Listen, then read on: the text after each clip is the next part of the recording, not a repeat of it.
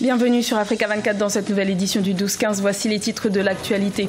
Aucune rencontre n'aura lieu entre le président camerounais Paul Biya et le leader du mouvement pour la renaissance du Cameroun, l'opposant Maurice Kamto.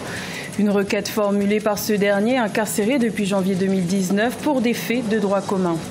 La fondation Tony Elumelu poursuit son engagement dans la promotion de l'entrepreneuriat africain. Les 1000 lauréats de la session 2019, sélectionnés pour leur esprit d'entreprise, seront dévoilés ce vendredi 22 mars. Et le Zimbabwe envisage la vente de plusieurs sociétés publiques pour redresser son économie en berne depuis plusieurs années.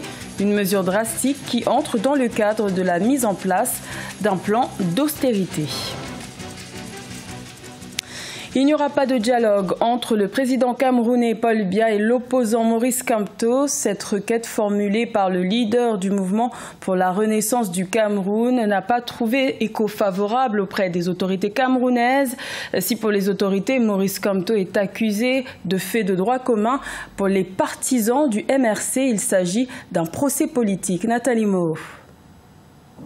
Mardi 19 mars 2019, le ministre camerounais de la Communication, René Emmanuel Sadi, a opposé une fin de non-recevoir au dialogue avec le pouvoir proposé par l'opposant Maurice Kamto. Le porte-parole du gouvernement camerounais a jugé maladroite la démarche de l'homme politique. Le président Biya ne peut pas être considéré comme étant à mettre sur un même pied d'égalité avec M. Kamto. M. Kamto est un citoyen comme tout le monde. Je crois qu'il doit aujourd'hui cesser de se considérer comme un alter ego. Je tiens à préciser que M. Kamto et ses partisans sont devant la justice camerounaise pour des faits n'ayant aucun rapport avec leur engagement politique. Dans le camp du mouvement pour la renaissance du Cameroun, l'heure est encore aux comparutions des personnes interpellées suite à la marche du 26 janvier 2019. Le parti politique d'opposition peaufine sa défense après le rejet de la libération provisoire de son leader. Nous travaillons sur deux fronts. Le premier front est judiciaire et le second front est politique. Sur le plan judiciaire, évidemment, nos avocats, le collège d'avocats a déjà fait appel de ce jugement du tribunal de grande instance de Yaoundé qui a rejeté en bloc toute demande d'habeas corpus. Le 18 mars 2019, le secrétaire d'État adjoint aux États-Unis pour les affaires africaines Tibor Nagy s'était entretenu avec le président camerounais Paul Biya au sujet de la situation politique du Cameroun. Le diplomate américain avait demandé une libération de l'opposant Maurice Kamto. Nouvelle avancée dans le processus de paix en Centrafrique. Les autorités et les groupes armés signataires de l'accord de paix négocié en février 2019 à Khartoum, au Soudan, sont parvenus à s'entendre sur la formation d'un nouveau gouvernement inclusif. C'était lors d'une séance plénière qui s'est tenue le 20 mars sous l'égide de l'Union africaine. Nathalie Mo. Un nouveau gouvernement plus inclusif sera mis en place en République centrafricaine. Cette résolution a été adoptée lors de la réunion d'évaluation de l'accord de paix centrafricain qui a pris fin le 20 mars 2019 à Addis Abeba en Éthiopie. La rencontre initiée par l'Union africaine visait à renouer le dialogue entre les parties signataires de l'accord de paix centrafricain du 6 février 2019. Associer toutes les forces nationales dans la gestion de la chose publique est souvent difficilement envisageable.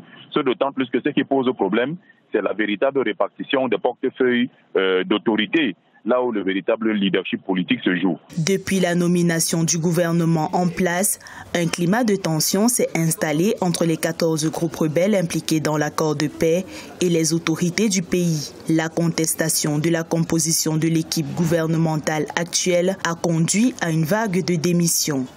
Au-delà du ministère de l'Intérieur, le ministère de la Défense, que le président Touadéra puisse laisser au moins entre les mains des partis d'opposition, de la société civile et des groupes armés, les ministères comme ceux de la justice, celui peut-être des relations extérieures, celui de l'économie, pour permettre que les Centrafricains, quels que soient les différents bords, puissent se retrouver autour de ce qui doit les rassembler.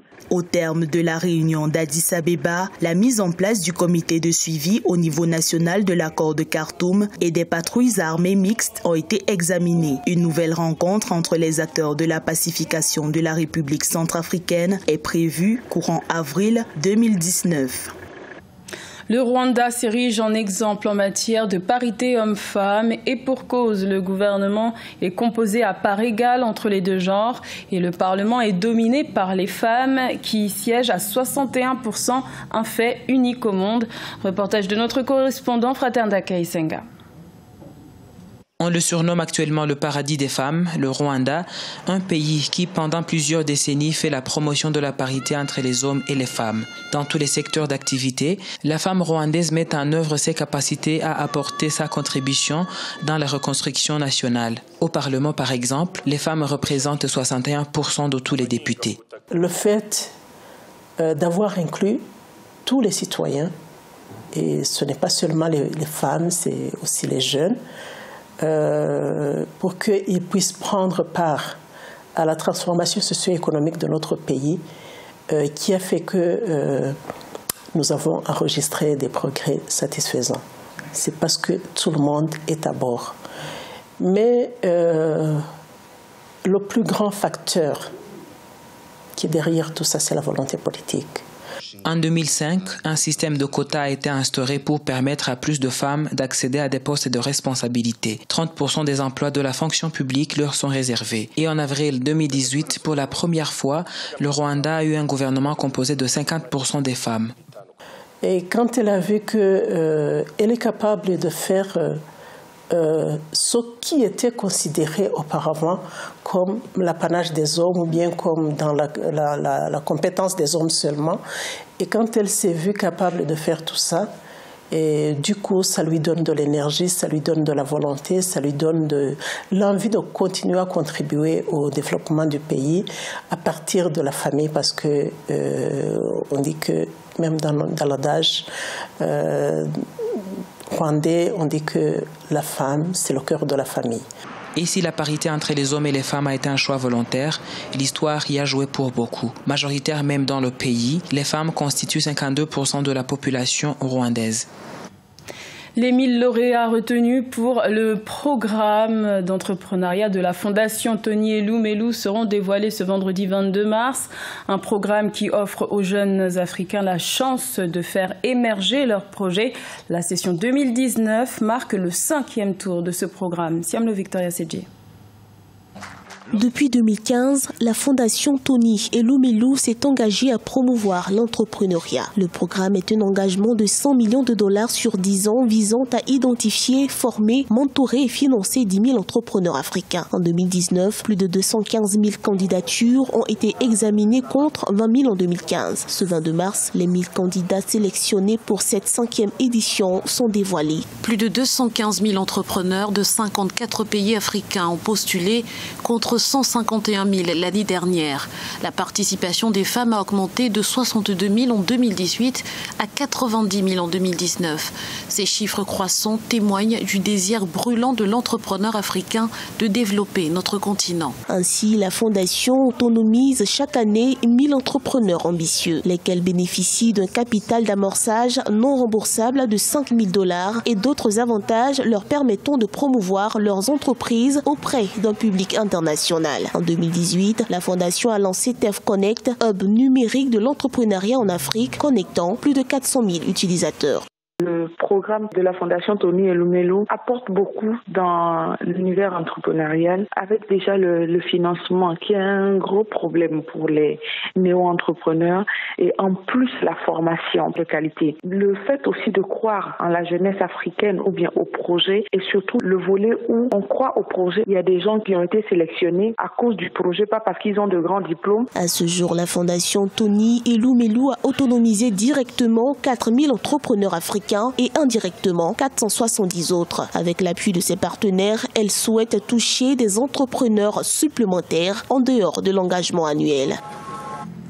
plan d'austérité annoncé au Zimbabwe, le gouvernement prévoit la mise en vente de 5 sociétés publiques pour tenter de réduire le déficit budgétaire de l'État, une action qui devrait permettre de mobiliser près de 350 millions de dollars. Aïssatou Bari et Siamlo, Victoria Sedji.